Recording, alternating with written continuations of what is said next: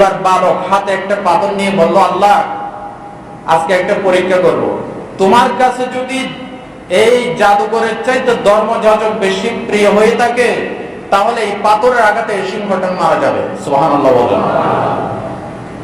মুসলিম শরীফের হাদিস। এই বালক বলল, আল্লাহ তোমার কাছে যদি এই ধর্মযাজক জাদুকরের চাইতে বেশি প্রিয় হয়ে থাকে, ধর্মযাজক যদি সত্য হয়ে থাকে, তাহলে এই পাথর তোমার নামে মারলাম। পাথর মারার সাথে সাথে ওই সিংহটা জায়গায় মারা গেল। আল্লাহু আকবার। এবার ওই বালকের কলবে ধর্মযাজকের প্রতি আরো বেশি ভক্তি জন্মালো। এবার এই বালকে আল্লাহ তাকে এমন কুদরত দান করলেন, এই বালকে কোন অন্ধের হাত মুখে চোখে হাত বোলাই দিলে চোখ ভালো হয়ে যায়, কোন কুষ্ঠরোগের গায়ে হাত বোলাই দিলে কুষ্ঠরোগ ভালো হয়ে যায়। এটা গোটা দেশের ভিতরে এটা জানাজানি হয়ে গেছে। বাদশার দরবারে অন্ধ লোক ছিল আগের থেকে। এই কথা শুনে বাদশার অজান্তে ওই অন্ধ লোক বালকের বাড়িতে এসে বলল, তোমার জন্য অনেক উপঢৌকন হাদিয়া দৌড় বানিয়ে আসছে, তুমি যদি আমার চোখ ভালো করে দিতে পারো তাহলে আমি তোমাকে এই হাদিয়া গুলি দেবো। বালক বলল, আরে চোখ তো আমি ভালো করি না, চোখ ভালো করার মালিক আল্লাহ। সুবহানাল্লাহ। মুসলিম শরীফের হাদিস। এই কথা যখন বললেন, বালক বলল, তুমি যদি ওই আল্লাহর উপরে ঈমান আনো তাহলে আল্লাহ তোমার চোখ ভালো করে দিবেন। সুবহানাল্লাহ। ওই অন্ধ লোকটি আল্লাহর উপরে ঈমান আনলো, বালক চোখের উপরে হাত বুলিয়ে দিল, সাথে সাথে চোখ ভালো হয়ে গেল। বলেন সুবহানাল্লাহ। এবার এই ঘটনা বাদশার কাছে খবর হয়ে গেল। বাদশা ওই বালককে ধরে নিয়ে আসলো, বালককে বলল, তোমার হাত দিয়ে অন্ধ রোগী ভালো হয়, জন্মান্ধ রোগ ভালো হয়, কুষ্ঠ রোগী ভালো হয়। এই কুদরত কোথায় পেলে? বলে এটা আমার আল্লাহ দেওয়া শক্তি। বলেন সুবহানাল্লাহ। বাদশা বলল, আল্লাহকে এই শিক্ষা কোথায় পাইনি? বলে এই শিক্ষা পেয়েছি আমি ধর্মযাজকের কাছে। এবার ধর্মযাজককে বাদশার দরবারে ধরে নিয়ে আসা হলো। বাদশা বলল, ধর্মযাজক তুমি খ্রিস্টান ধর্ম পরিত্যাগ করো, আল্লাহর উপর ঈমান ছেড়ে দাও। ধর্মযাজক বলল, আমার মৃত্যু হতে পারে, আল্লাহর উপর ঈমান আমি ছাড়তে পারি না। বাদশা এবার ওই ধর্মযাজকের মাথার উপর করাত লাগলো, করাত দিয়ে ছিঁড়ে ধর্মযাজককে দ্বিখণ্ডিত করে দিল। এবার বালককে বলল, বালক তোর কি পরিণতি হবে, খবরদার এখনো সময় আছে, ঈমান পরিত্যাগ কর। বাদশা এবার কয়েকজন তার সৈন্য সামন্তের সাথে বালককে দিয়ে বলল, একে একেবারে সর্বোচ্চ পাহাড়ে চূড়ায় আরোহণ করাবে, করাইয়া বলবে, ঈসা আলাইহিস সালামের রবকে বলে যা, আল্লাহর উপর থেকে ঈমান পরিত্যাগ কর। যদি ঈমান পরিত্যাগ করে আমার কাছে নিয়ে আসবে, আর পরিত্যাগ না করলে পাহাড় থেকে ঠেলে দিয়ে পাহাড়ের নিচে ফেলে তাকে দুনিয়া থেকে বিদায় করবে। কয়েকজন লোক সাথে নিয়ে পাঠালো। পাহাড়ে উঠতেছে আর বালক বলতেছে, আল্লাহ তুমি যে কোনো ওসিলায় এদের ষড়যন্ত্র থেকে আমাকে বাঁচাও। সুবহানাল্লাহ। এবার দেখা গেল সর্বোচ্চ পাহাড়ের চূড়ায় যখন উঠলো, পাহাড় এমন ভাবে থরথর করে কেঁপে উঠলো, ওই বাদশার পাঠানো লোকগুলি সবাই নিচে পড়ে মারা গেল। যুবককে আল্লাহ পাক বাঁচাইয়া রাখলো। যুবক হেঁটে হেঁটে বাদশার দরবার যখন আসলো, বাদশা বলল, কিরে কেমনে বাঁচলি? আমার রব আমাকে বাঁচাইছে। এবার বাদশা আরো কয়েকজন লোককে সাথে করে দিয়ে বলল, একে একেবারে নৌকায় তুলে মাছ সমুদ্রের মাঝখানে নিয়ে যাও, যদি ঈমান পরিত্যাগ না করে নৌকা থেকে ফেলে তাকে পানিতে ডুবাই মারো। নিয়ে গেল। নৌকা যখন মাছ সমুদ্রে গেল আল্লাহর হুকুমে, এই নৌকা উল্টে ডুবে গেল, কিন্তু সবাই মারা গেল। আল্লাহ তার কুদরতে যুবককে বাঁচায় আনলো। এই যুবক যখন বাদশার দরবার আসলো, বলে কেমনে বাঁচলি? তো আমার রব আমাকে বাঁচাইছে। এবার যুবক বলতেছে, আপনাকে আমি বলি, আপনি যদি আমাকে মারতে চান একটা প্রসেস করতে হবে। বলে কি?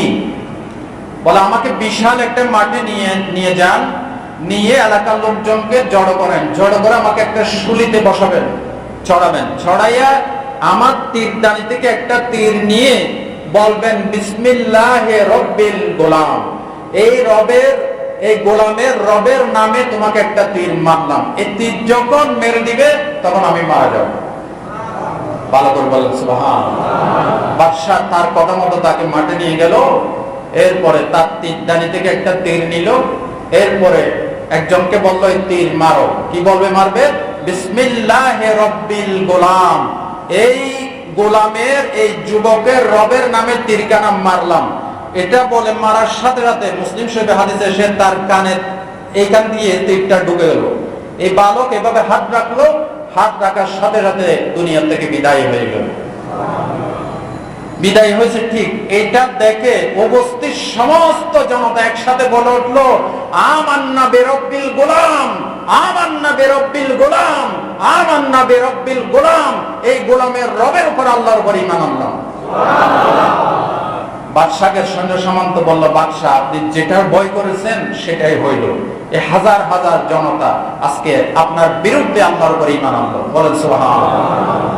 এবার বাদশাহ বলল, আমি শাস্তি দেব, প্রত্যেকটা এলাকার মোড়ে মোড়ে গর্ত খনন করো।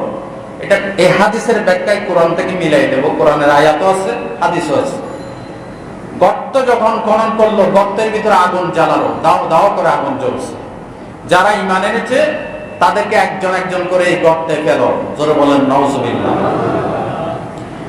আল্লাহ রাব্বুল আলামিন এই ঘটনার বিবরণ দিয়ে সূরাতুল বুরুজের ভিতরে বলেন, কুতিলা আসহাবুল উখদুদিন নারি যাতিল ওয়াকুদ ইয হুম আলাইহা কুউদু ওয়া হুম আলা মা ইয়াফআলুনা বিল মুমিনিনা শুহুদ।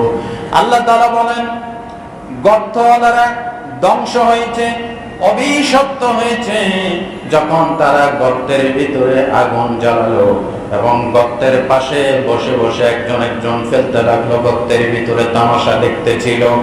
আল্লাহ পাক বলেন, ওয়ামা নাকামু মিনহুম ইল্লা আইয়ুমিনু বিল্লাহিল আজিজিল হামিদ। এই যে গর্তের ভিতরে লোকদেরকে ফেলে দিচ্ছে আগুনের ভিতরে, তাদের কোনো অপরাধ ছিল না। আল্লাহ পাক বলেন, মহা প্রশংসিত, মহা শক্তিধর আল্লাহর উপরে ঈমান আনা ছিল তাদের একমাত্র অপরাধ। কথা ঠিক কিনা বলেন?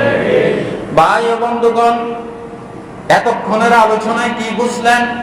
ইসলামের সাথে জাদুর সাথে কোন সম্পর্ক? আরো জোরে বলেন।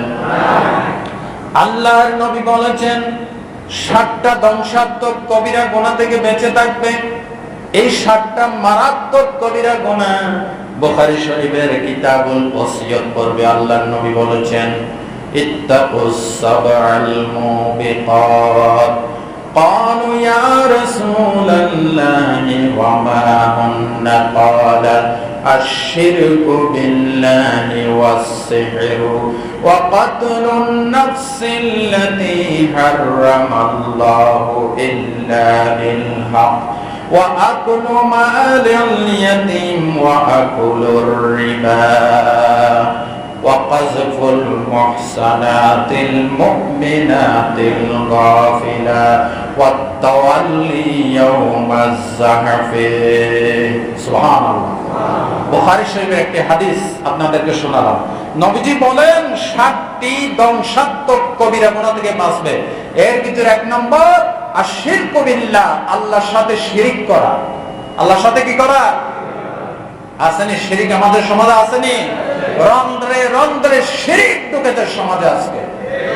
পীরের পায়ে সিজদা করছে, গায়েব থেকে মানুষের কাছে, মরা মানুষের কাছে চাচ্ছে, আল্লাহ ছাড়া অন্য কাউকে সন্তান দেওয়ার মালিক মনে করছে। এগুলি সবগুলি শিরকে আকবার। ঠিক কিনা বলেন? শিরিক করো না, বেদাত করো না, আল্লাহ ছাড়া কারো কাছে মাথা নত করো না। পীরের পূজা, গরের পূজা ইসলামেতে নাই। আছে? পীরের পূজা, গরের পূজা ইসলামেতে নাই। আল্লাহ ছাড়া অন্য কোথাও মুক্তির উপায় নাই। আল্লাহর কোরআন, নবীর হাদিস ছাড়া কিছু মেনো না। শিরিক করো না, বেদাত করো না, আল্লাহ ছাড়া কারো কাছে মাথা নত করো না। বলেন আমিন। এক নম্বর ধ্বংসাত্মক কবিরা গুনাহ, সেটা আল্লাহর সাথে কি করা। দুই নম্বর ওয়াসসিহর, জাদু টোনা করা। দুই নম্বর কি, কোন জাদুতে কেউ ভালো জিনিস করে না। খারাপ জিনিস দিয়ে, শয়তানের নাম দিয়ে, ভূতের নাম দিয়ে, দৈত্যের নাম দিয়ে, যেগুলি শিরক আকবার, বিশেষ করে মহিলারা, গ্রাম দেশের মহিলারা এগুলি বেশি করে, ঠিক কিনা বলেন। ছেলের ঘর সংসার নষ্ট করার জন্য, প্রতিবেশীর ঘর সংসার নষ্ট করার জন্য, ব্যবসা বাণিজ্য ধ্বংস করার জন্য, এরপরে মানুষের জীবন হনন করার জন্য, মাছের উপরে, গাছের উপরে, বিভিন্ন প্রাণীর উপরে কালো জাদু, ব্ল্যাক ম্যাজিক প্রয়োগ করে। আছে না নাই? মাত্র গত জুমা না তার আগের জুমায় শোনাইছিলাম, নবীজি বলেছেন যারা জাদু টোনা করে তারা আমার উম্মত নয়। দুই নম্বর জাদু। তিন নম্বর, রাসূলুল্লাহ বলছেন আল্লাহ যে প্রাণীকে হত্যা করা, যে ব্যক্তিকে বা যে প্রাণীকে হত্যা করা নিষেধ করেছেন, ইসলামী শরীয়তের আইন ছাড়া, সঙ্গত কারণ ছাড়া তাকে হত্যা করা ধ্বংসাত্মক কবিরা গুনাহ, ঠিক কিনা বলেন। চতুর্থ নম্বর, সুদ খাওয়া, ওয়াকুলুর রিবা, সুদ খাওয়া। পঞ্চম নম্বর, ওয়াকুলু মালিল ইয়াতীম, এতিমের মাল সম্পদ হরণ করা। ষষ্ঠ নম্বর, ওয়াতাওয়াল্লি ইয়াওমাজ যাহফে, যুদ্ধের ময়দান থেকে শত্রুর ভয়ে পলায়ন করা। সপ্তম নম্বর, ওয়াকাযফুল মুহসিনাতিল মুমিনাতিল গাফিলা, সতী সাধ্বী সরল মনা মহিলার উপর তহমত দেওয়া। জোরে বলেন নাউযুবিল্লাহ। এই সাতটা ধ্বংসাত্মক কবিরা গুনাহ। আল্লাহ এই গুনাহগুলি থেকে আমাদেরকে হেফাজত করেন। নবী করিম সাল্লাল্লাহু আলাইহি সাল্লাম এই সফর মাসের শেষ বুধবার জাদু থেকে মুক্ত হয়েছিলেন। আপনারা বলতে পারেন যে হুজুর উনি আল্লাহর পরে যার স্থান, সেই নবীকে জাদু টাচ করলো কিভাবে? হ্যাঁ, নবী হওয়া সত্ত্বেও জাদু টাচ করতে পারে। নবীকে যদি জাদু টাচ না করত, তাহলে জাদু থেকে মুক্তির উপায় আমরা জানতে পারতাম না। সুবহানাল্লাহ, ঠিক কিনা বলেন। নবী জাদুতে আক্রান্ত হওয়া নবুয়তের পরিপন্থী নয়। কোন হুজুর, কোন আলেম জাদুতে আক্রান্ত হওয়া মানে হুজুর বা ওলামায়ে কেরামের ইজ্জত এবং শানের পরিপন্থী নয়। হতেই পারে, ঠিক কিনা বলেন। কিন্তু এটা বাঁচার পথ ইসলাম আমাদেরকে বার্তা দিয়েছে, নাকি দেয় নাই? দিয়েছে। নবী করিম সাল্লাল্লাহু আলাইহি সাল্লাম মুসনাদ আহমদের হাদিসে এসেছে 6 মাস এই জাদুতে আক্রান্ত হয়ে কষ্ট পেয়েছেন। কয় মাস? জোরে কোন কয় মাস? 6 মাস। এই 6 মাস তার মাথা এমন ওলট পালট হয়ে গেল। মুসলিম শরীফের হাদিসে এসেছে, বুখারীর হাদিসে এসেছে, সুনান ইবনে মাজার হাদিসে এসেছে, আল-লু'লু ওয়াল মারজান নামক হাদিসের কিতাবে এসেছে, দারিমি শরীফের হাদিসে এসেছে, মুসনাদ আহমদের হাদিসে এসেছে। অনেকগুলি হাদিসে এই ঘটনা সহিহ সূত্রে জমা করেছে। বনি জুরাইক গোত্রের লবিদ ইবনুল আসাম নামে ইহুদি নবী করিম সাল্লাল্লাহু আলাইহি ওয়াসাল্লামকে জাদু করলো। এই জাদুতে আক্রান্ত হয়ে নবীজি কোন স্ত্রীর সাথে কি বলছে, কোন সময় কি করছে এটা ভুলে যাইতেন। সুবহানাল্লাহ বলেন। একদিন হযরত আয়েশাকে গভীর রাতে নবীজি ডেকে তুললেন, বলেন আয়েশা, আমি আল্লাহর কাছে যে জিনিস চেয়েছিলাম আল্লাহ স্বপ্নে আমাকে সেটা বাতলে দিয়েছেন। সুবহানাল্লাহ বলেন। বলে কি? আয়েশা, আমি যখন ঘুমিয়েছি, ঘুমে দেখেছি আমার কাছে 2 জন ফেরেশতা এসেছে। একজন আমার মাথার কাছে বসেছে, আরেকজন পায়ের কাছে বসেছে। পায়ের কাছে যিনি বসেছেন তিনি, মাথার কাছে যিনি বসেছেন তাকে জিজ্ঞাসা করলো, এই লোকটার কি হয়েছে? মা ওয়াজাউর রাজুল, এই লোকটার কি হয়েছে? ক্বালা মাতুবু, অপর ফেরেশতা বলল ওনাকে জাদু করা হয়েছে। অপর ফেরেশতা বলল ক্বালা মান তাব্বাহু, কে জাদু করলো? ক্বালা লবিদ ইবনুল আসাম। অপর ফেরেশতা বলল বনি জুরাইক গোত্রের লবিদ ইবনুল আসাম নামে ইহুদি রাসূলুল্লাহকে জাদু করেছে। জোরে বলেন নাউযুবিল্লাহ।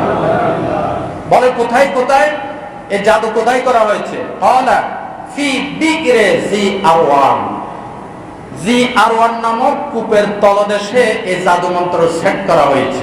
নাউযুবিল্লাহ মিন যালিক। রাসূল করিম সাল্লাল্লাহু আলাইহি ওয়াসাল্লাম ঘুম থেকে জাগ্রত হলেন। বললেন আয়েশা, ফেরেশতা আমাকে আরো বলেছে কি দিয়ে জাদু করছে। বলে কি দিয়ে?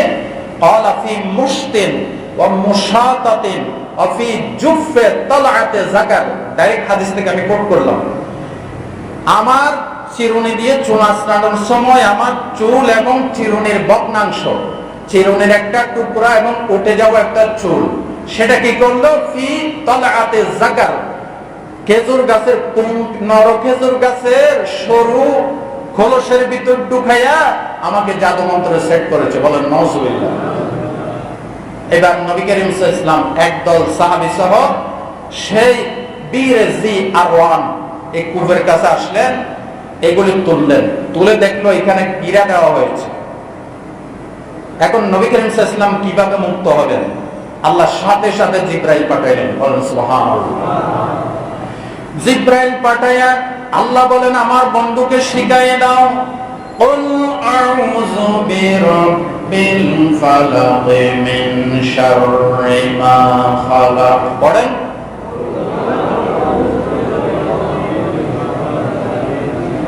পুরো সূরাটা পড়েন।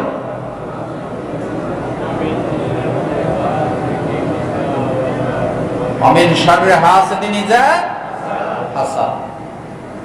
আমার বন্ধুকে আরো শিখাই দাও, কুল আউযু বিরাব্বিন নাস মালিকিন নাস ইলাহিন নাস মিন শাররিল ওয়াসওয়াসিল আল্লাযী ইউওয়াসওয়িসু ফি সুদুরিন নাস মিনাল জিন্নাতি ওয়ান নাস।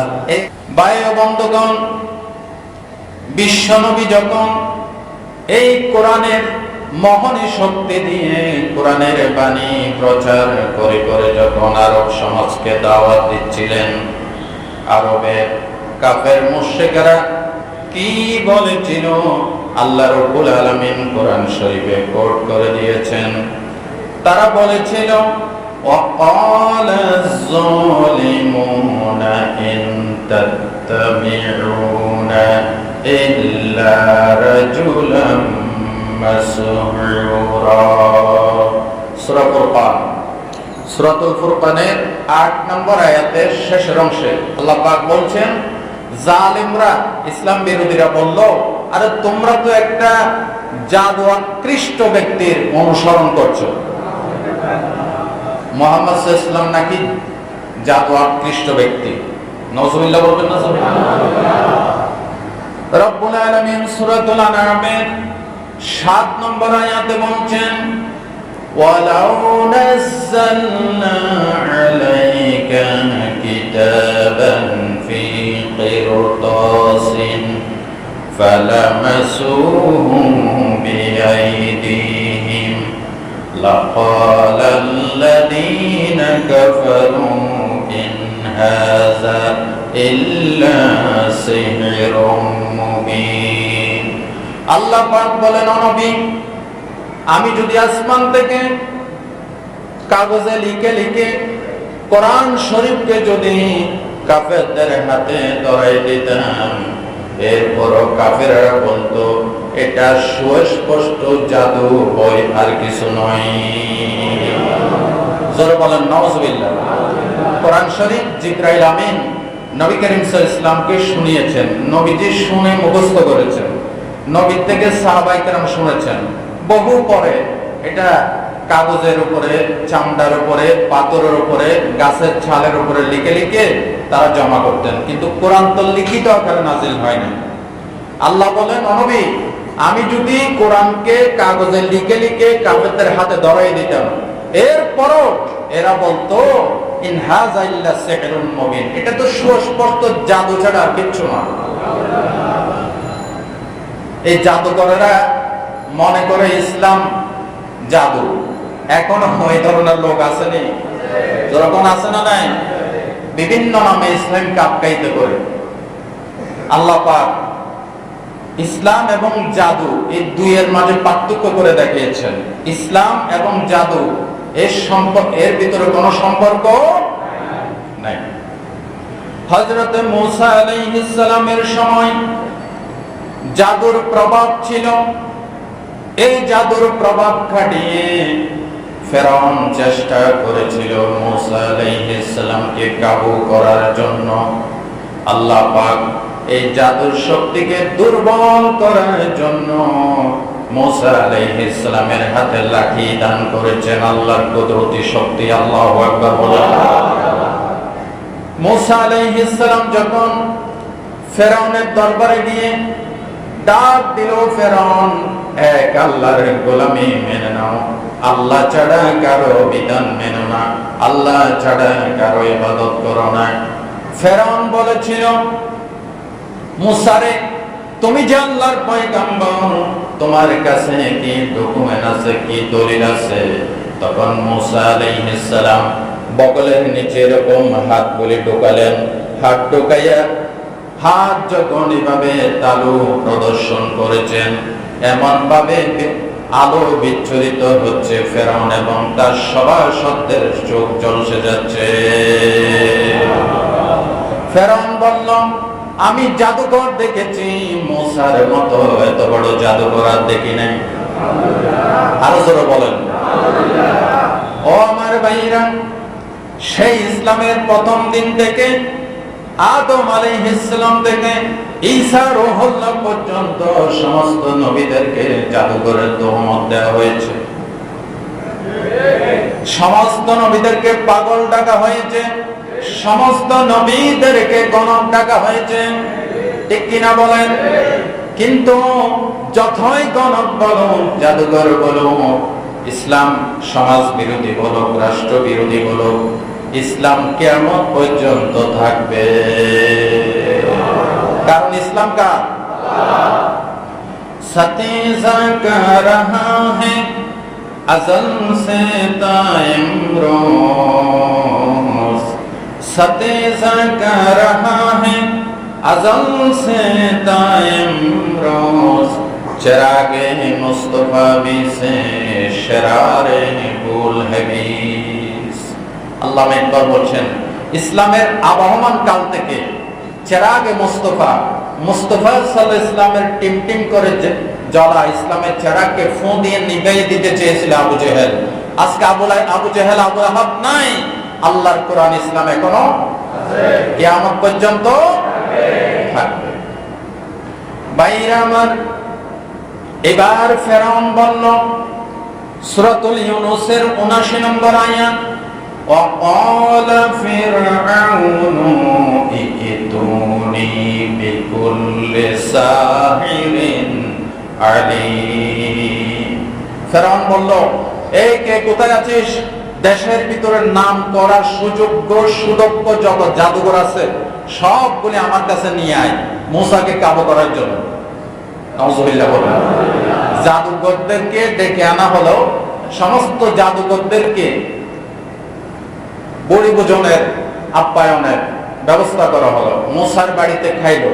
খেয়ে এরপর ফেরাউন বলল, মুসার বিরুদ্ধে জাদু প্রয়োগ করো, মুসাকে কাবু করো, মুসাকে পরাজিত করো। জাদুকররা মুসা আলাইহিস সালামের কাছে গিয়ে জিজ্ঞাসা করেছিল, মুসা, জাদু কি আপনি আগে দেখাবেন নাকি আমরা আগে দেখাবো? মুসা আলাইহিস সালাম বললেন, তোমরা আগে দেখাও। সুবহানাল্লাহ বলেন। এক্ষেত্রে মুফাসসিরিন একরাম লিখেছেন, জাদুকরেরা মুসা আলাইহিস সালামের প্রতি, নবীর প্রতি একটু আদব দেখালেন। ফলে কি হলো? সর্বশেষ এই জাদুকরদেরকে আল্লাহ ঈমান আনার তৌফিক দিয়েছেন। মুসা আলাইহিস সালাম বললেন, তোমরা আগে জাদু দেখাও। তারা তাদের জাদু মন্ত্র সেট করলো। জাদু মন্ত্র সেট করে যখন এই জাদু দিয়ে বড় বড় বাঘ বানালো, সিংহ বানালো, জন্তু জানোয়ার বানালো, এই বাঘ, সিংহ, জন্তু জানোয়ারগুলি মুসার দিকে সবগুলি একসাথে দিয়ে আসতেছে। মুসা আলাইহিস সালাম সাময়িক একটু ভয় পেয়ে গেলেন। আল্লাহ পাক বললেন, মুসারে ভয় পেও না। ওয়া আওহাইনা ইলা মুসা আন আলকি আসাকা ফাইযা হিয়া তালকাফু মা ইয়াফিকুন। সূরাতুল আরাফ ১১৭ নম্বর আয়াত। আল্লাহ পাক বললেন, মুসারে ভয় পেও না, তোমার হাতের লাঠি ছেড়ে দাও। লাঠি ছেড়ে দিলেন, বিরাট একটা অজগর সাপ হয়ে গেল। এটা কি জাদু নাকি আল্লাহর কুদরত? এই মূসা আলাইহিস সালামের লাঠি যখন বিশাল অজগর হয়ে গেল, আল্লাহ পাক বলেন জাদুকরদের মন্ত্রপুত করে বাঘ ভাল্লুক সিংহ যেগুলি বানিয়েছিল, মূসা আলাইহিস সালামের এই লাঠি যখন হা করেছে, সব জাদু মন্ত্রপুত সাপ বাঘ ভাল্লুক সবের ভিতরে গিয়ে ঢুকে গেল। জাদুকরেরা বলল আমরা যেটা দেখাইছি এটা তো জাদু, তবে মূসা যেটা দেখেছে সেটা জাদু হতে পারে না, সেটা আল্লাহর কুদরত। বলেন সুবহানাল্লাহ। কারণ আমরা দেখাইছি জাদু, জাদু যে জিনিস গিলে ফেলে দেয় এটা জাদু হতে পারে না, এটা জাদুর দাদা বা নানা কিছু একটা হবে। সুবহানাল্লাহ বলেন। এই লাঠি যখন সবগুলি গিলে ফেলল, জাদুকরদের অবস্থা কি হলো আল্লাহ পাক সূরা আরাফের ভিতরে বলেছেন, ওয়া উলকিয়াস সাহারাতু সাজিদিন ক্বালু আমান্না বিরাব্বিল আলামিন রব্বি মূসা ওয়া হারুন। আল্লাহু আকবার। জাদুকরেরা সবাই সিজদায় উঠে পড়ল, লাইন করে সিজদায় পড়ে গেল আর বলতে লাগলো রব্বুল আলামিনের প্রতি ঈমান আনলাম। কোন রব? ফেরাউন তো রব দাবি করেছে। এবার জাদুকরেরা ব্যাখ্যা দিয়ে বলতেছে মূসা এবং হারুন আলাইহিস সালামের রব। বলেন সুবহানাল্লাহ। সেই রবের নাম কি? ওই রবের উপর যখন ঈমান আনলাম, ফেরাউন এমন ভাবে কেঁপে গেল, আমার বাড়িতে দুপুর বেলায় জন্মের মতো কে আমার অনুমতি ছাড়া ঈমান আনলে সিজদা দিলে রাখ, তোদের শাস্তির ব্যবস্থা করতেছি। আল্লাহ রাব্বুল আলামিন বললেন, ফেরাউন বলল লা উকাত্তিআন্না আইদিয়াকুম ওয়া আরজুলাকুম মিন খিলাফিন সুম্মা লা উসাল্লিবান্নাকুম আজমাইন। আল্লাহু আকবার। এগুলি জিন্দা কোরআন, এখানে কোন বিন্দু বিশুদ্ধ পরিমাণ কোন ভুল নাই। আল্লাহ পাক বললেন, ফেরাউন বলল তোদের হাত পা কাটবো, একটার উল্টা আরেকটা কাটবো, ডাইন হাত কাটবো, বাম পা কাটবো, বাম হাত কাটবো, ডাইন পা কাটবো, সুম্মা লা উসাল্লিবান্নাকুম আজমাইন, অতঃপর হাত পা কেটে তোদেরকে আমি শুলে চড়াবো। জাদুকররা ফেরাউনের হুমকির মুখে বিন্দু মাত্র ভয় পায় নাই। যাদের কলবে একবার ঈমান ঢুকে যায় তাদের কাছে পৃথিবীর কোন ভয় বলে তাদের কাছে মনে হয় না, ঠিক কিনা বলেন? আল্লাহর কাছে দোয়া করি, আল্লাহ আমাদেরকে এমন ঈমান দাও, মূসা আলাইহিস সালামের উপরে জাদুকররা ঈমান এনেছিল, কিছুকে মৃত্যুকে ভয় পায় নাই। আল্লাহ ওই নবীর ঈমান আমাদেরকে বকশিশ করো, সাহাবীদের ঈমান আমাদেরকে বকশিশ করো। ঈমানের পথে অবিচল থেকে আমার মরণ যেন হয়, ঈমানের পথে আমার মরণ যেন হয়। তোমারই কাছে মিনতি আমার, তোমারই কাছে মিনতি আমার, মহামহিম দয়াময়।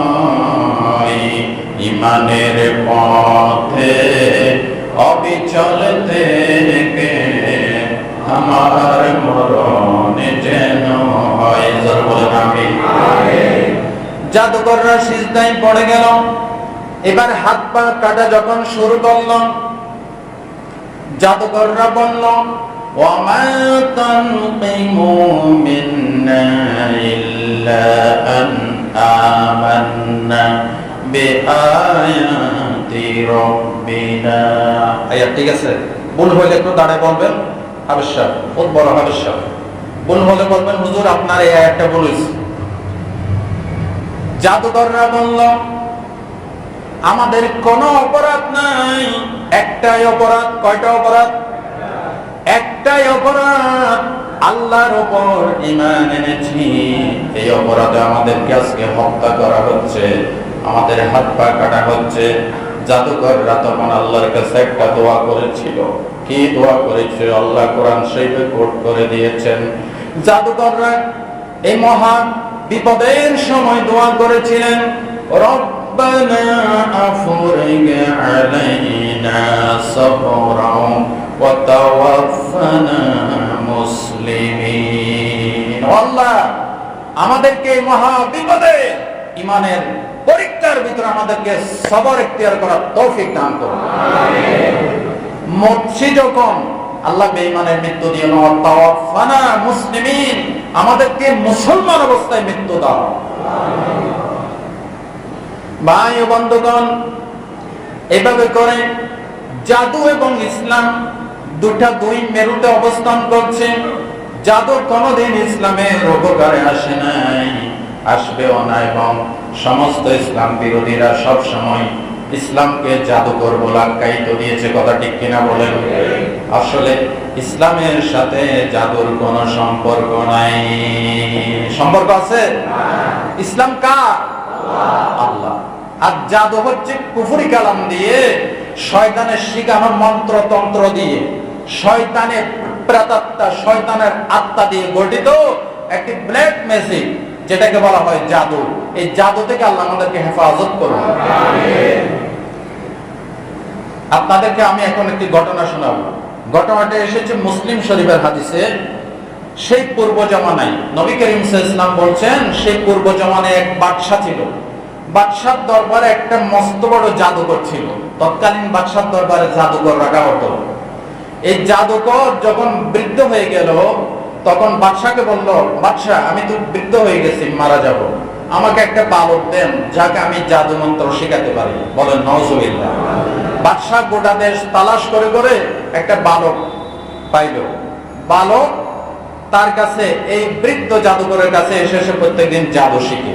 তার বাড়ি থেকে আসার সময় ছিল এক ধর্মযাজক, খ্রিস্টান ধর্মের ধর্মযাজক। তৎকালীন যুগে খ্রিস্টান ধর্ম ছিল সত্য ধর্ম।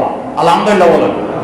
আমাদের ধর্ম আসার আগে যত আল্লাহর তাওরাতের অনুসারী, ইনজিলের অনুসারী, আসমানি কিতাবের অনুসারী খ্রিস্টান, ইহুদি, যার যুগে তারটা ছিল আসল ধর্ম।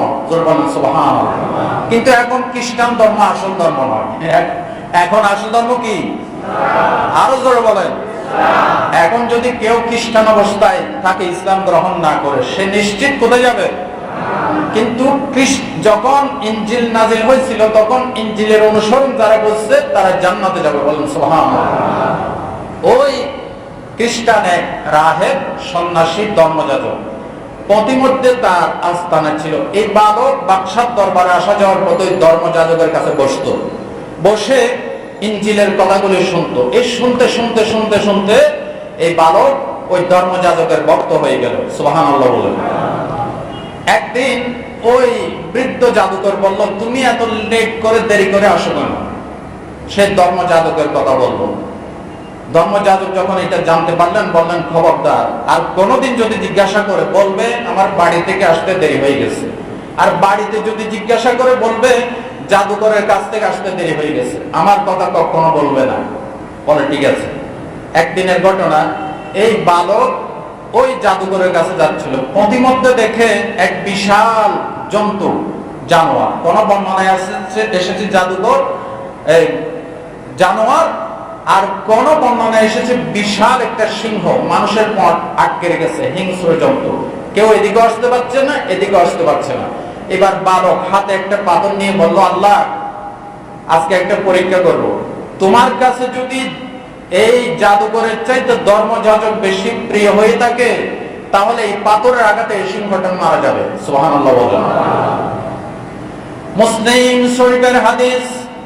এই বালক বলল, আল্লাহ তোমার কাছে যদি এই ধর্মযাজক জাদুকরের চাইতে বেশি প্রিয় হয়ে থাকে, ধর্মযাজক যদি সত্য হয়ে থাকে, তাহলে এই পাথর তোমার নামে মারলাম।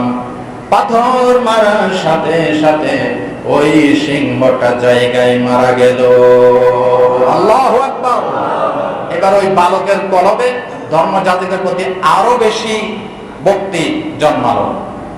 এবার এই বালকে আল্লাহ তাকে এমন কুদরত দান করলেন, এই বালকে কোন অন্ধের হাত মুখে চোখে হাত বোলাই দিলে চোখ ভালো হয়ে যায়, কোন কুষ্ঠরোগের গায়ে হাত বোলাই দিলে কুষ্ঠরোগ ভালো হয়ে যায়। এটা গোটা দেশের ভিতরে এটা জানাজানি হয়ে গেছে। বাদশার দরবারে অন্ধ লোক ছিল আগের থেকে।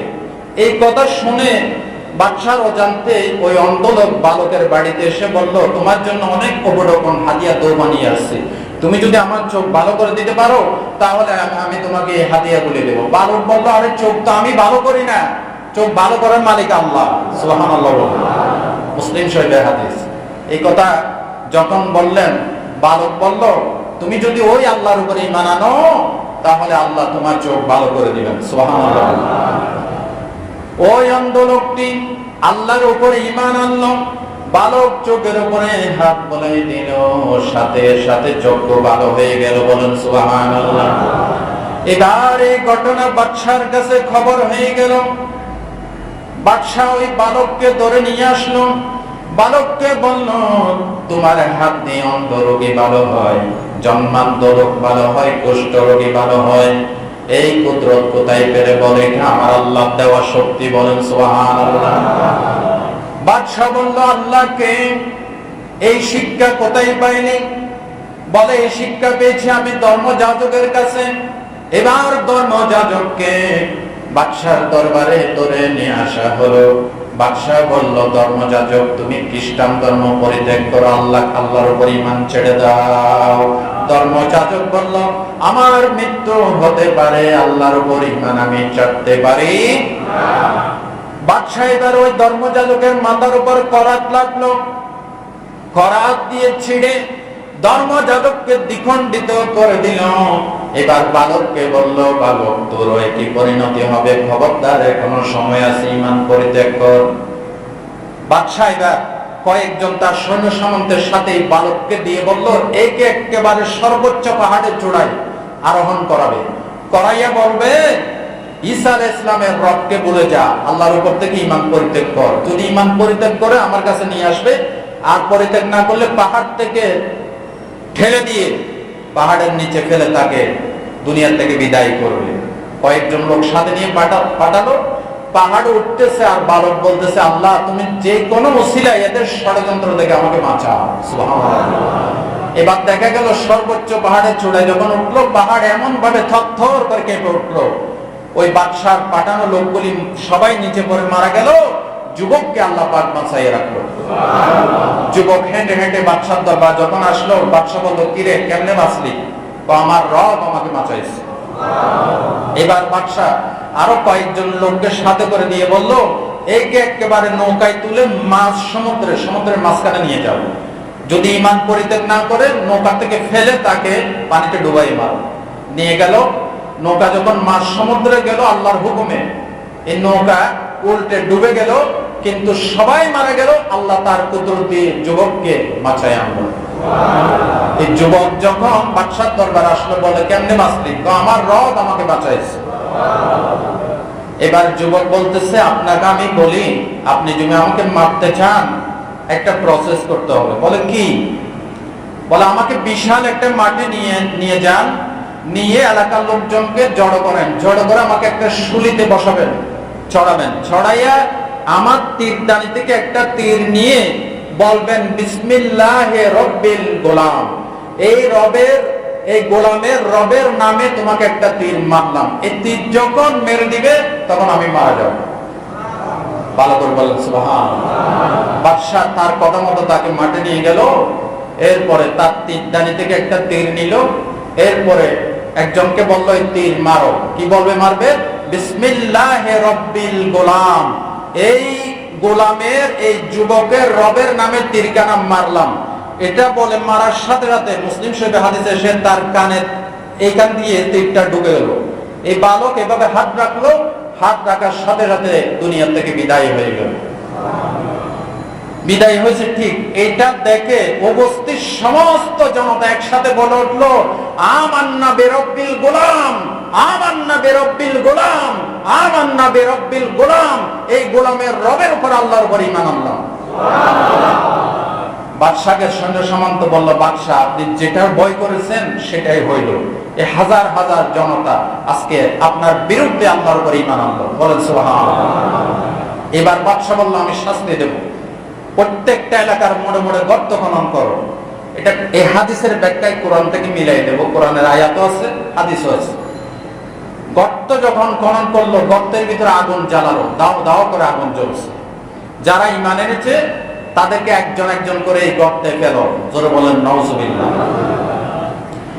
আল্লাহ রাব্বুল আলামিন এই ঘটনার বিবরণ দিয়ে সূরাতুল বুরুজের ভিতরে বলেন, কুতিলা আসহাবুল উখদুদিন নারি যাতিল ওয়াকুদ ইয হুম আলাইহা কুউদু ওয়া হুম আলা মা ইয়াফআলুনা বিল মুমিনিনা শুহুদ। আল্লাহ তাআলা বলেন, গর্তওয়ালারা ধ্বংস হয়েছে, অভিশপ্ত হয়েছে যখন তারা গর্তের ভিতরে আগুন জ্বালালো এবং গর্তের পাশে বসে বসে একজন একজন ফেলতে লাগলো, গর্তের ভিতরে তামাশা দেখতেছিল। আল্লাহ পাক বলেন, ওয়ামা নাকামু মিনহুম ইল্লা আইয়ুমিনু বিল্লাহিল আজিজিল হামিদ।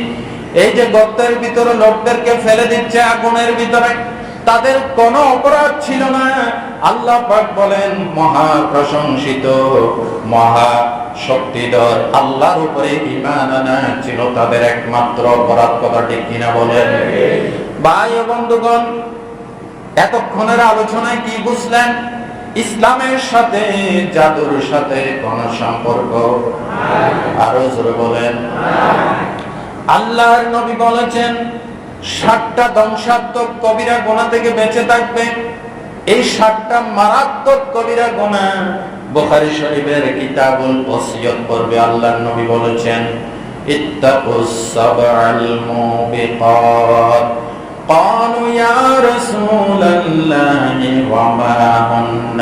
قال الشرك بالله والسحر وقتل النفس التي حرم الله إلا بالحق وأكل مال اليتيم وأكل الربا وقذف المحصنات المؤمنات الغافلات والتولي يوم الزحف। সুবহানাল্লাহ। বুখারী শরীফের একটি হাদিস আপনাদেরকে শোনালাম। নবীজি বলেন, 7টি ধ্বংসাত্মক কবিরা গুনাহ থেকে বাঁচবে। এর ভিতরে 1 নম্বর আশিরকু বিল্লাহ, আল্লাহর সাথে শিরিক করা। আল্লাহর সাথে কি করা? আসেনি শিরিক আমাদের সমাজে? আসেনি? রন্ধ্রে রন্ধ্রে শিরিক ঢুকেছে সমাজে আজকে। পীরের পায়ে সিজদা করছে, গায়েব থেকে মানুষের কাছে, মরা মানুষের কাছে চাচ্ছে, আল্লাহ ছাড়া অন্য কাউকে সন্তান দেওয়ার মালিক মনে করছে। এগুলি সবগুলি শিরকে আকবার। ঠিক কিনা বলেন? শিরিক করো না, বেদাত করো না, আল্লাহ ছাড়া কারো কাছে মাথা নত করো না। পীরের পূজা, ঘরের পূজা ইসলামেতে নাই। আছে? পীরের পূজা, ঘরের পূজা ইসলামেতে নাই। আল্লাহ ছাড়া অন্য কোথাও মুক্তির উপায় নাই। আল্লাহর কোরআন, নবীর হাদিস ছাড়া কিছু মেনো না। শিরিক করো না, বেদাত করো না, আল্লাহ ছাড়া কারো কাছে মাথা নত করো না। বলেন আমিন। 1 নম্বর ধ্বংসাত্মক কবিরা গুনাহ, সেটা আল্লাহর সাথে কি করা? 2 নম্বর ওয়াসসিহর, জাদু টোনা করা। 2 নম্বর কি? কোন জাদুতে কেউ ভালো জিনিস করে না। খারাপ জিনিস দিয়ে, শয়তানের নাম দিয়ে, ভূতের নাম দিয়ে, দৈত্যের নাম দিয়ে, যেগুলি শিরক আকবার, বিশেষ করে মহিলারা, গ্রাম দেশের মহিলারা এগুলি বেশি করে, ঠিক কিনা বলেন? ছেলের ঘর সংসার নষ্ট করার জন্য, প্রতিবেশীর ঘর সংসার নষ্ট করার জন্য, ব্যবসা বাণিজ্য ধ্বংস করার জন্য, এরপরে মানুষের জীবন হনন করার জন্য, মাছের উপরে, গাছের উপরে, বিভিন্ন প্রাণীর উপরে কালো জাদু, ব্ল্যাক ম্যাজিক প্রয়োগ করে। আছে না নাই? মাত্র গত জুমা না তার আগের জুমায় শোনাইছিলাম, নবীজি বলেছেন যারা জাদু টোনা করে তারা আমার উম্মত নয়। 2 নম্বর জাদু। 3 নম্বর, রাসূলুল্লাহ বলছেন আল্লাহ যে প্রাণীকে হত্যা করা, যে ব্যক্তিকে বা যে প্রাণীকে হত্যা করা নিষেধ করেছেন, ইসলামী শরীয়তের আইন ছাড়া, সঙ্গত কারণ ছাড়া তাকে হত্যা করা ধ্বংসাত্মক কবিরা গুনাহ, ঠিক কিনা বলেন? 4 নম্বর, সুদ খাওয়া, ওয়াকুলুর রিবা, সুদ খাওয়া। 5 নম্বর, ওয়াকুলু মালিল ইয়াতীম, এতিমের মাল সম্পদ হরণ করা। 6 নম্বর, ওয়াতাওয়াল্লি ইয়াওমাজ যাহফে, যুদ্ধের ময়দান থেকে শত্রুর ভয়ে পলায়ন করা। 7 নম্বর, ওয়াকাযফুল মুহসিনাতিল মুমিনাতিল গাফিলা, সতী সাথী সরল মনা মহিলার উপর তহমত দেওয়া। জোরে বলেন নাউযুবিল্লাহ। এই 7টা ধ্বংসাত্মক কবিরা গুনাহ। আল্লাহ এই গুনাহগুলি থেকে আমাদেরকে হেফাজত করেন। নবী করিম সাল্লাল্লাহু আলাইহি সাল্লাম এই সফর মাসের শেষ বুধবার জাদু থেকে মুক্ত হয়েছিলেন। আপনারা বলতে পারেন যে হুজুর উনি আল্লাহর পরে যার স্থান, সেই নবীকে জাদু টাচ করলো কিভাবে? হ্যাঁ, নবী হওয়া সত্ত্বেও জাদু টাচ করতে পারে। নবীকে যদি জাদু টাচ না করতো তাহলে জাদু থেকে মুক্তির উপায় আমরা জানতে পারতাম না। সুবহানাল্লাহ, ঠিক কিনা বলেন? নবী জাদুকে আক্রান্ত হওয়া নবুয়তের পরিপন্থী নয়। কোন হুজুর, কোন আলেম জাদুতে আক্রান্ত হওয়া মানে হুজুর বা ওলামায়ে কেরামের ইজ্জত এবং শানের পরিপন্থী নয়। হতেই পারে, ঠিক কিনা বলেন? কিন্তু এটা বাঁচার পথ ইসলাম আমাদেরকে বাতলে দিয়েছে, নাকি দেয় নাই? দিয়েছে। নবী করিম সাল্লাল্লাহু আলাইহি সাল্লাম মুসনাদ আহমদের হাদিসে এসেছে 6 মাস এই জাদুতে আক্রান্ত হয়ে কষ্ট পেয়েছেন। কয় মাস? জোরে কোন কয় মাস? 6 মাস। এই 6 মাস তার মাথা এমন ওলট পালট হয়ে গেল। মুসলিম শরীফের হাদিসে এসেছে, বুখারীর হাদিসে এসেছে, সুনান ইবনে মাজার হাদিসে এসেছে, আল-লু'লু ওয়াল মারজান নামক হাদিসের কিতাবে এসেছে, দারিমি শরীফের হাদিসে এসেছে, মুসনাদ আহমদের হাদিসে এসেছে। অনেকগুলি হাদিসে এই ঘটনা সহিহ সূত্রে জমা করেছে। বনি জুরাইক গোত্রের লবিদ ইবনুল আসাম নামে ইহুদি নবী করিম সাল্লাল্লাহু আলাইহি ওয়াসাল্লামকে জাদু করলো। এই জাদুতে আক্রান্ত হয়ে নবীজি কোন স্ত্রীর সাথে কি বলছে, কোন সময় কি করছে এটা ভুলে যাইতেন। সুবহানাল্লাহ বলেন। একদিন হযরত আয়েশাকে গভীর রাত্রে নবীজি ডেকে তুললেন, বলেন আয়েশা, আমি আল্লাহর কাছে যে জিনিস চেয়েছিলাম আল্লাহ স্বপ্নে আমাকে সেটা বাতলে দিয়েছেন। সুবহানাল্লাহ বলেন। বলে কি? আয়েশা, আমি যখন ঘুমিয়েছি, ঘুমে দেখেছি আমার কাছে 2 জন ফেরেশতা এসেছে। একজন আমার মাথার কাছে বসেছে, আরেকজন পায়ের কাছে বসেছে। পায়ের কাছে যিনি বসেছেন তিনি মাথার কাছে যিনি বসেছেন তাকে জিজ্ঞাসা করলো, এই লোকটার কি হয়েছে? মা ওয়াজাউর রাজুল, এই লোকটার কি হয়েছে? ক্বালা মাতুবু, অপর ফেরেশতা বলল ওনাকে জাদু করা হয়েছে। অপর ফেরেশতা বলল ক্বালা মান তাব্বাহু, কে জাদু করলো? ক্বালা লবিদ ইবনুল আসাম। অপর ফেরেশতা বলল বনি জুরাইক গোত্রের লবিদ ইবনুল আসাম নামে ইহুদি রাসূলুল্লাহকে জাদু করেছে। জোরে বলেন নাউযুবিল্লাহ। বলে কোথায় কোথায় এই জাদু কোথায় করা হয়েছে? ক্বালা ফি বিকরে জি আরওয়ান, জি আরওয়ান নামক কূপের তলদেশে এই জাদু মন্ত্র সেট করা হয়েছে।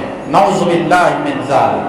রাসূল করিম সাল্লাল্লাহু আলাইহি ওয়াসাল্লাম ঘুম থেকে জাগ্রত হলেন, বললেন আয়েশা, ফেরেশতা আমাকে আরো বলেছে কি দিয়ে জাদু করছে। বলে কি দিয়ে? ক্বালা ফি মুশতিন ওয়া মুশাতাতিন ওয়া ফি জুফফে তালআতে যাকার। ডাইরেক্ট হাদিস থেকে আমি কোট করলাম। আমার চিরুনি দিয়ে চুল আঁচড়ানোর সময় আমার চুল এবং চিরুনির ভগ্নাংশ, চিরুনির একটা টুকরা এবং উঠে যাওয়া একটা চুল, সেটা কি করলো? ফি তালআতে যাকার, খেজুর গাছের নর খেজুর গাছের সরু খোলসের ভিতর ঢুকাইয়া আমাকে জাদু মন্ত্রে সেট করেছে, বলেন নাউজুবিল্লাহ। এবার নবী করিম সাল্লাল্লাহু আলাইহি ওয়াসাল্লাম একদল সাহাবী সহ সেই বীর জি আরওয়ান এই কূপের কাছে আসলেন, এগুলি তুললেন, তুলে দেখলো এখানে গিরা দেওয়া হয়েছে। এখন নবী করিম সাল্লাল্লাহু আলাইহি ওয়াসাল্লাম কিভাবে মুক্ত হবেন? আল্লাহ সাথে সাথে জিবরাইল পাঠাইলেন, বলেন সুবহানাল্লাহ। জিবরাইল পাঠাইয়া আল্লাহ বলেন আমার বন্ধুকে শিখাইয়ে দাও, কুল আউযু বিরাব্বিল ফালাক মিন শাররি মা খালাক। পড়েন,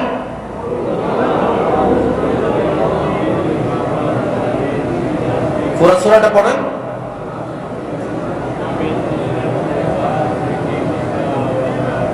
আমিন শাররি হাসিদিন ইযা হাসাদ। আমার বন্ধুকে আরো শিখাইয়ে দাও, কুল আউযু বিরাব্বিন নাস মালিকিন নাস ইলাহিন নাস মিন শাররিল ওয়াসওয়াসিল আল্লাযী ইউওয়াসওয়িসু ফি সুদুরিন নাস মিনাল জিন্নাতি ওয়ান নাস। এক একটা আয়াত পড়ে পড়ে পড়তে লাগলেন, এক একটা গিরা খুলে যাইতে লাগলো। সুবহানাল্লাহ বলুন। সব আয়াত পড়া শেষ, ফালাক নাসের গিরাও সব শেষ, রাসূলুল্লাহ জাদু মুক্ত হয়ে গেল। এই যেদিন জাদু মুক্ত হয়েছিলেন ওই দিনটা ছিল সবর মাসের শেষ বুধবার। সুবহানাল্লাহ বলেন। এবার নবী করিম সাল্লাল্লাহু আলাইহি ওয়াসাল্লাম এই জিনিসগুলিকে ওই কূপ সহ কূপের ভিতরে দিয়ে কূপটাকে গেড়ে মাটি দিয়ে ভরাট করে দিলেন। হযরত আয়েশা সিদ্দিকা বলেন, ইয়া রাসূলুল্লাহ আপনি লাবিদ ইবনে আল-আসামকে চিনেন? বলে চিনি। আপনি প্রতিশোধ নিলেন না কেন? রাসূলুল্লাহ বলেন, আমি ব্যক্তিগত কারণে কারোর উপর থেকে প্রতিশোধ নেওয়া আমি পছন্দ করি না। ভালো করে বলেন সুবহানাল্লাহ। আমার ব্যক্তিগত ক্ষতি করতে চাইছে, মাসাইছে কে? আমি ব্যক্তিগত কারণে কারোর উপর আমি প্রতিশোধ নেই না, আমি রাহমাতুল লিল আলামিন। আল্লাহু আকবার বলেন। এখন আমরা কি করি? এই আগের 4 সোমবার আসলে কেউ আবার গুসা বেজার হবেন না, আমি এই 18 বছর আপনাদেরকে 19 বছর শোনাচ্ছি, কোরআনের হক কথা বলি শোনাইছি। লাভ হয়েছে না ক্ষতি হয়েছে? লাভ হয়েছে না ক্ষতি হয়েছে? আল্লাহ আমাদের ঈমানকে তেজদীপ্ত ঈমান, ঈমান সমৃদ্ধ সিনা আল্লাহ আমাদেরকে দান করুন। এই আগের 4 সোমবার দিন এটা কোন হাদিসে আছে নাই, কোন কোরআন কিতাবে আসে নাই, কোন বর্ণনা নাই, কোন সাহাবী থেকে, কোন মাযহাবের কোন ইমাম থেকেও আসে নাই। কলা পাতার উপর দোয়া লিখে লিখে, কাগজে লিখে লিখে আখেরি 4 সোমবার দিন আমরা গোসল করি আর গাই। নাউজুবিল্লাহ বলুন। জিনিসটা বাহ্যত ভালোই দেখা যাচ্ছে, কিন্তু এই কলা পাতা লেখা দোয়া এবং এই কাগজ লিখিত দোয়া এটা ব্যবহার করার পর পুকুরে ফেলে দেয়, নালা নর্দমায় ফেলে দেয়, জঙ্গলে ফেলে দেয়, ফলে মানুষের পায়ের তলে পড়ে। আল্লাহর কোরআনের হাজার হাজার মানুষের পদতলে আল্লাহর কোরআন আয়াত পিষ্ট হয়ে কোরআনের বেইজ্জতি হয়। ঠিক কিনা বলেন? হ্যাঁ, আমরা আমল করতাম যদি নবীজি আমাদেরকে শিখাইতেন। এই যে হাদিসটা শোনাইলাম, মুসলিম শরীফের ৭৪০১ নম্বর হাদিস, একেবারে সহিহ সনদে নবীজি কিভাবে জাদুমুক্ত হয়েছেন। কিন্তু কোন হাদিসের কোন অংশে বা আবু বকর সিদ্দিক থেকে, ওমর থেকে, ওসমান থেকে, আলী থেকে, হাসান হোসেন থেকে, মা ফাতেমা থেকে, অথবা কোন তাবেঈন থেকে, কোন মাযহাবের ইমাম থেকে আমরা কোন দলিল পাই নাই যে আগের 4 সোমবার এগুলি লিখে লিখে গোসল করতে হবে, খাইতে হবে। জোর বলেন নাউজুবিল্লাহ। তো কি করব? জাদু থেকে বাঁচার জন্য স্থায়ী ফর্মুলা আমার নবী আমাদেরকে দান করেছেন। জোর বলেন সুবহানাল্লাহ। কি করব? আল্লাহর নবী বলেছেন, বুখারীর হাদিস, মান তাসাব্বাহা কুল্লা ইয়াউমিন সাব'আতা মারাতিন আজওয়াতান ফালাম ইয়াদুররুহু শাইফি যালিকাল ইয়াউমি সুম্মুন ওয়ালা সিহরুন। বুখারীর হাদিস, একেবারে সহিহ হাদিস। বুখারী শরীফের ৫৪৪৫ নম্বর হাদিস, সহিহ হাদিস। রাসূলুল্লাহ বলেছেন, তোমাদের ভিতর যে কোন লোক প্রতিদিন সকালে ৭টা আজওয়া খেজুর খাবে। কয়টা? ৭টা। ৭টি আজওয়া খেজুর খাবে, ফি যালিকাল ইয়াউম, ওই দিনে, সুম্মুন, কোন বিষ, ওয়ালা সিহরুন, কোন জাদুটনা তাকে আর টাচ করতে পারবে না। কয়টি? আজওয়া খেজুর। আজওয়া খেজুরের একটা ইতিহাস আছে, শোনাবো? আপনাদের কষ্ট হচ্ছে? জি, বিরক্ত হচ্ছেন? আজওয়া খেজুরের একটা ইতিহাস আছে। হযরতে সালমান ফার্সি বলেন রাদিয়াল্লাহু তাআলা আনহু, তিনি একটা ইহুদির গোলাম ছিলেন। টাকায় কেনা দাস প্রথা ছিল সেই যুগে, গোলাম ছিলেন। তার মালিক তাকে বলল, তুমি যদি 600 দিরহাম আমাকে দিতে পারো এবং একদিনে যদি 300টা খেজুর গাছ লাগাইয়া তুমি দেখাইতে পারো এই খেজুর গাছ বড় হবে, পাতা গজাবে, খেজুর ধরবে, খেজুরগুলি পাকবে, এরপর আমি তোমাকে মুক্তি দান করব। হযরত সালমান ফার্সি আসলেন নবীর কাছে, ইয়া রাসূলুল্লাহ, ইহুদি শর্ত দিয়েছে 600 দিরহাম। রাসূলুল্লাহ বললেন, 600 দিরহাম আমি দিলাম। বলেন সুবহানাল্লাহ। আরেকটা কঠিন শর্ত ইয়া রাসূলুল্লাহ, বলে কি? 300টা খেজুর লাগাতাম তার বাগানে, এগুলি যখন বড় হবে, যখন পাতা গজাবে, ফল ধরবে, খেজুর ধরবে, পাকবে, তখন আমাকে মুক্তি দেবে। এগুলি ধরতে পাকতে তোমার পরে শেষ হয়ে যাবে, ঠিক কিনা বলেন? রাসূলুল্লাহ বললেন, চলো আমার সাথে, আলী চলো। হযরত আলীকে নিয়ে ইহুদির কাছে আসলেন, বাগানে ঢুকলেন, তাকে 600 দিরহাম দিলেন। বললেন, ইয়া রাসূলুল্লাহ, ইহুদি বলতেছে, ইয়া রাসূলুল্লাহ, আরেকটি শর্ত, 300টা খেজুর গাছ লাগাইতে হবে এবং খেজুর গাছ বড় হবে, ফল ধরবে, পাকবে, এরপর মুক্তি। রাসূলুল্লাহ বললেন, ঠিক আছে, দাও, খেজুর দাও। খেজুরগুলি ইহুদি আগুনে জ্বালাইয়া একেবারে কালো কালো করে, যাতে গাছ না গজায়, রাসূলুল্লাহর হাতে দিলেন। রাসূলুল্লাহ বললেন, আলী তুমি গর্তগুলি করে করে যাও, আর সালমান ফার্সি তুমি পানি দিয়ে দিয়ে যাও, আমি একটা একটা রোপণ করে করে আসবো। আল্লাহর নবী বললেন, সালমান খবরদার, পানি দিয়ে যাচ্ছ, পিছনের দিকে শেষ খেজুরটি রোপণ না হওয়া পর্যন্ত পিছনের দিকে তাকাইতে পারবা না। এবার হযরত আলী গর্ত করে করে যায়, সালমান ফার্সি পানি দিয়ে দিয়ে যায়। বাগানের শেষ মাথায় যখন সর্বশেষ খেজুরের ওড়া বিচিটা আল্লাহর নবী যখন লাগাই দিলেন, পিছনের দিকে ফিরে দেখলেন সবগুলি গাছ সাথে সাথে গজায় গেল। সাথে সাথে গাছ বড় হয়ে খেজুর ধরল, খেজুরগুলি কালো কালো আকারের। বলেন সুবহানাল্লাহ, আল্লাহু আকবার বলেন। বিশ্ব নবীর হাতের মুজিজা, কুদরত কার? মুজিজা কার? রাসূলের। রাসূলুল্লাহর হাত দিয়ে ওই পুরোটা খেজুর থেকে আল্লাহ সাথে সাথে গাছ গজায় দেখেছেন। নবীজির হাতের মুজিজার চিহ্ন আল্লাহ এখনো রেখে দিয়েছেন। আজওয়া খেজুর এখন পর্যন্ত কালো কালো আছে, ঠিক কিনা বলেন? ছাই কালা, ছাইয়ের মতো জ্বলে কালো আকার যেরকম হয়, ঠিক সেরকম আজওয়া খেজুর। নবীজির হাতের বরকত, জোরে বলেন সুবহানাল্লাহ। এই আজওয়া খেজুর সবচাইতে দামি খেজুর আরব দেশে, এবং খাইতে অনেক মজা। খেজুরের ভিতরে আছে পটাশিয়াম, আছে খনিজ, আছে ম্যাঙ্গানিজ, আছে ম্যাগনেসিয়াম, আছে ভিটামিন, আছে ক্যালসিয়াম। চিকিৎসা বিজ্ঞানীরা বলেছেন, একটা মানুষের শরীরকে দুর্বলতা মুক্ত করার জন্য যা কিছু প্রয়োজন আল্লাহ সব খেজুরের ভিতর দিয়েছে। এই জন্য তো নবীজি বলেছেন, সারাদিন উপোস থাকার পর যখন ইফতার করবা, যাতে এনার্জি সঞ্চিত হয়, আগে ইফতারটা খেজুর দিয়ে করো। ইসলাম কত বাস্তবসম্মত, আমার নবীর বাণী কত বিজ্ঞানসম্মত বাণী, বলেন সুবহানাল্লাহ।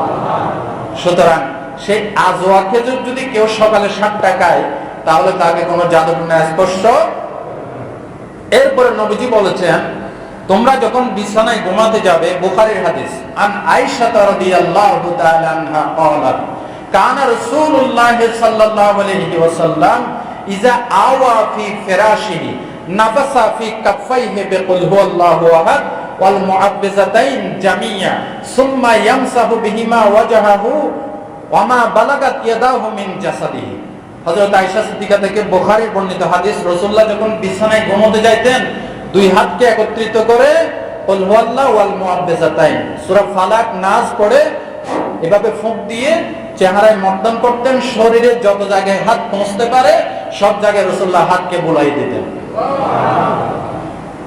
এরপরে সকাল বেলায় নবীজি ফজরের নামাজের পর একই কায়দায় শরীরে হাত বোলাতেন। তিরমিজির হাদিস, রাসূলুল্লাহ বলছেন, মান ক্বালা কুল হুয়াল্লাহু আহাদ ওয়াল মুআব্বিজাতাইন কাফাকা মিন কুল্লি শাই, যে ব্যক্তি প্রত্যেক সন্ধ্যায় এবং সকাল বেলা কুল হুয়াল্লাহু আহাদ ফালাক নাস পড়ে ফুঁক দিয়ে মর্দন করবে, সমস্ত জাদুটোনা থেকে বাঁচার জন্য এটা তার জন্য যথেষ্ট হয়ে যাবে। আরেকটি পন্থা আছে, এটা এসেছে তিরমিজি শরীফের হাদিসে। قال رسول الله صلى الله عليه وسلم ما من عبد يقول في صباح كل يوم ومساء كل ليلة بسم الله الذي لا يضر مع اسمه شيء في الأرض ولا في السماء وهو السميع العليم ثلاث مرات إلا لم يضر شيئا।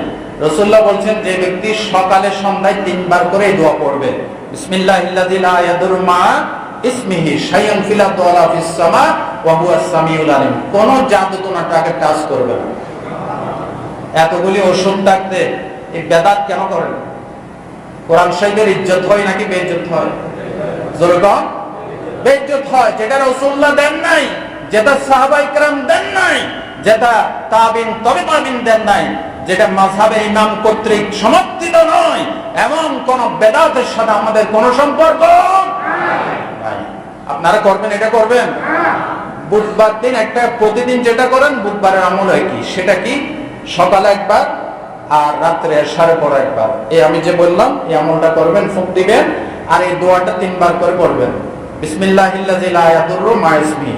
সে আল্লাহর নামে শুরু করলাম, মা ইসমিহি শাইউন ফিল আরদি ওয়ালা ফিস সামা, যে আল্লাহর নামের বরকতে আসমান জমিনের কোনো কিছুই আমার ক্ষতি করতে পারে না। ওয়া হুয়াস সামিউল আলিম, এবং তিনি হচ্ছেন সর্বশ্রোতা এবং সর্বজ্ঞানী, সবকিছুর খবর রাখেন। দেখেন দোয়ার ভিতরে কত মেন। আল্লাহ সর্বশ্রোতা, তুমি যে আল্লাহর কাছে পানা চাইলে আল্লাহ সর্বশ্রোতা, তুমি যে পানা চাইছো আল্লাহ শুনছেন, সুবহানাল্লাহ বলো। এবং আলিম, তুমি যে পানা চাইছো এটা আল্লাহর অজানা নয়, আলিম, তিনি সবকিছু জানেন। তুমি পানা চাইছো আমার কাছে, আমি আল্লাহ তোমার জন্য যথেষ্ট হয়ে গেলাম। সুতরাং এই জাদু টোনা থেকে বাঁচার জন্য ইসলাম কোরআন হাদিস কর্তৃক সমর্থিত আমল করে আমরা করব, বলেন ইনশাআল্লাহ। সম্মানিত ভাই সব, আজকের বক্তব্য এখানে শেষ। আল্লাহ আমাদেরকে আমল করার তৌফিক দেন। ইসলাহুল উম্মাহ ক্যাডেট মাদ্রাসা চলতি মাস অক্টোবরে 5ম 8ম শ্রেণীর মডেল